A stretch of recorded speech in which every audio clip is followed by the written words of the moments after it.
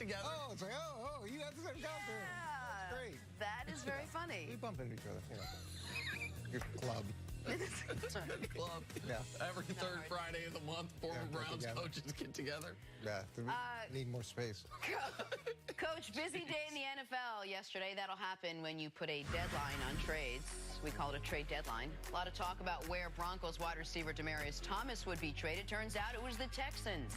After losing Will Fuller for the year, the Texans acquired Thomas from Denver for a 4th-round pick and a swap of 7th-rounders. So Thomas will pair up with DeAndre Hopkins as the Texans continue their playoff push. I'll start with you, Coach. What impact will Thomas have on this Texans offense?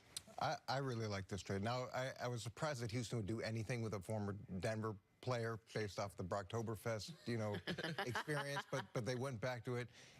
Losing Will Fuller and to be able to get a player, a quality player at this point in the season is really hard.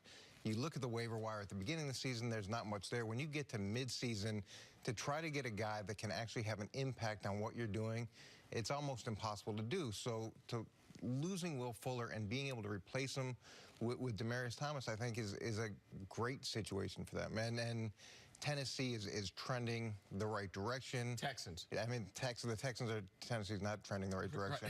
Right. Yeah, they're trending the right direction, and I think this is going to open up things offensively. It's a big physical guy who maybe hasn't produced as well as he has in the past, but if you get him reinvigorated, you get him into a team that has a real chance, and you send a strong message to the rest of the team that we're going to do whatever we need to do to move forward. So we know that Demaryius Thomas's production has dropped off significantly since Peyton Manning stopped being the quarterback there. Now, part of that might be deteriorating skills. Part of that might be the drastically deteriorating quarterback play. This will be the best quarterback he's gotten to play with since he was having Pro Bowl caliber seasons in Denver with Peyton Manning. Now, he doesn't have the same skill set as Will Fuller. Like, the Texans had a really good wide receiver duo, but not a deep wide receiving core, which is why I think they made this move. They had DeAndre Hopkins, who's one of the best in the league, and Will Fuller, who was one of the best deep threats in the league, and they liked the kid they drafted, Kiki QT, as a rookie slot receiver. They drafted in the 4th round this year, I think. But after that, talking about Sammy Coates and guys that are practice squad type of players. So I understand them wanting to plug in Demaryius Thomas opposite DeAndre Hopkins, but he brings a very different skill set than Will Fuller did. Will Fuller brought straight line speed. He had an excellent rapport with Deshaun Watson on the deep ball.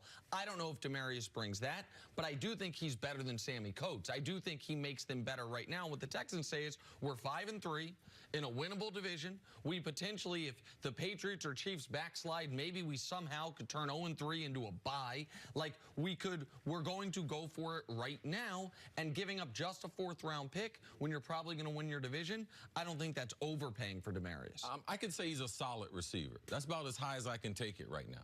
Sometimes his hands are not dependable. Sometimes you don't get the type of effort you think you're going to get out of the body type. I mean, his dimensions are amazing. Almost 6'5", about 225 pounds. Used to be able to run 4.4 every day.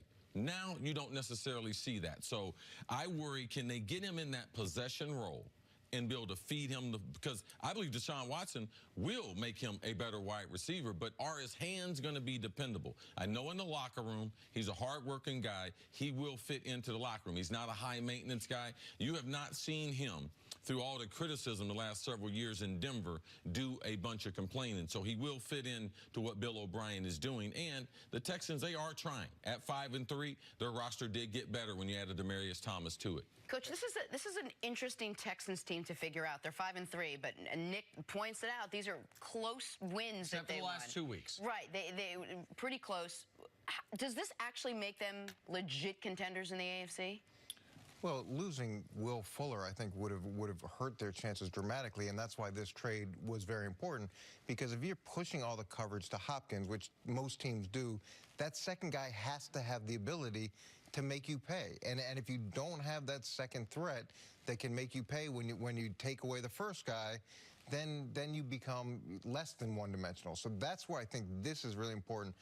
Does this put them over the edge? I think this keeps them where they were, or keeps them pretty close to where they were with losing Will Fuller. To your point, Jenna, because of the way they had won prior to these 2 weeks, they didn't have a big margin of error. They don't have a good offensive line. In fact, they have one of the worst in football. They are not an effective running team. We know that they have a lot of talent defensively, and for some reason, up until the last 2 weeks, it had been kind of playing hot and cold throughout the year. It hadn't been the consistency you would have hoped. Once you lose Will Fuller, to Coach's point, in these, the defense was going to have one game plan and one game plan only. Stop DeAndre Hopkins. Now that they have Demaryius Thomas, they at least have to be cognizant of the threat opposite DeAndre Hopkins, which I don't think they would have had to be if it's Sammy Coates out there. One thing, if I'm a wide receiver coach for Houston, I'm a little more concerned of how I get him involved in the offense, because he's limited for what he can do. He's typically the X, the boundary receiver. Typically, he has not gone in motion. So Nick pointed out he's going to get a lot of single coverage. Coach pointed out he's going to get a lot of single coverage. He's been getting that opposite of Emmanuel Sanders. So that's not going to change. He's not like Golden Tate. Golden Tate, you can do more things to him. Golden Tate, you can move him around. And Golden Tate is so good after the catch. So I look for Golden Tate to have a bigger impact in Philadelphia compared to Demaryius, what he's going to do for the Texans. And what I'm curious to see, Chris, is with Deshaun Watson and all the plays that he makes off script, how is that going to play into his skill set? What kind of an impact can he make when the plays break down, Deshaun's moving around, and see how he fits into that part of the equation, which I don't really know at this point how that's going to look. And this year, and to that point, the few big plays down the field he has made has been when Jenna's guy Case is running around off schedule. Case has been actually quite good this year on those. The one thing he's been quite good at this year is those deep passes rolling out, or when the protection breaks down. I want to ask you one question, C. Why does a player, aside from quarterback change, why would a player who was seemingly on this trajectory go maybe this one or even down the way Demaryius has during what is, age-wise, what you say should probably have been the prime of his career? He's a great player. You think at 30, everyone thinks everyone's going to play till they're 32, 33. We don't know where the ceiling is. We don't know if Peyton Manning brought the ceiling. Was that the ceiling for him? Was that as good as he's going to get? And that's what I thought. That's as good as he's going to get. He was a good player, never a great player. Great attitude. He's got a good story personally off the field. But we don't know how high the building's supposed to be. Is it supposed to be 8 stories? It's supposed to be 80. Now, a lot of times we think because a guy's trending, we think we know. We don't know most of the time. Is this guy close to tapped out? And Peyton Manning and that system, Adam Gase, what they had there in Denver was really, really special. And that brought out the best football in him. That football we'll never see again.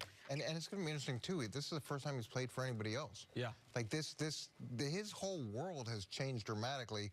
How is that going to impact him? Is it going to add some energy, some fuel, some motivation for him to try to get to that 80th floor? That to me is another exciting part of this.